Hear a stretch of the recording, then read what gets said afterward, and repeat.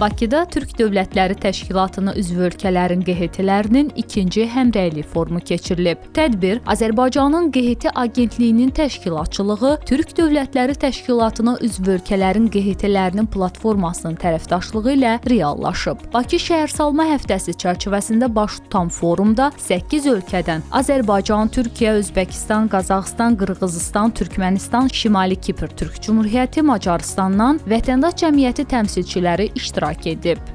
Əsas problem burada Cənab Prezidentin dediyi o insan kapitalının nüvəsini təşkil edən yüksək mədəniyyətli insandan gedir söhbət. Yəni bu iki qanadlı quşdur.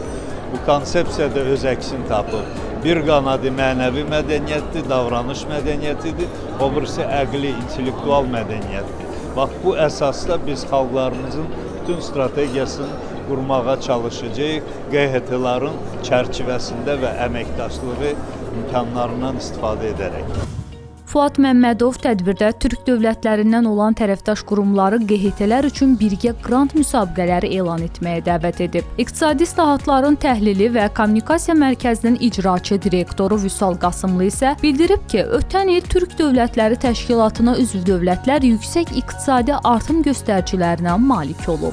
Tədbirdə deputat Türk Dövlətləri Təşkilatına üzv ölkələrin QHT-lərinin platformasının baş katibi Azər Allahverənov da çıxış edib. O vurğulayıb ki, QHT-lər Türk dünyasının inteqrasiyasına böyük töhfə verəcək. Türk Dövlətləri Təşkilatına üzv ölkələrin QHT-lərinin ikinci həmrəylik forumu çərçivəsində ilk dəfə Azərbaycan, Qırğızıstan, Azərbaycan, Türkmənistan, Azərbaycan, Şimali Kipr QHT-lərinin birinci əməkdaşlıq forumları da gerçəkləşdirilib. Это мое второе участие на данном мероприятии. Bu mənim foruma ikinci gəlişimdir.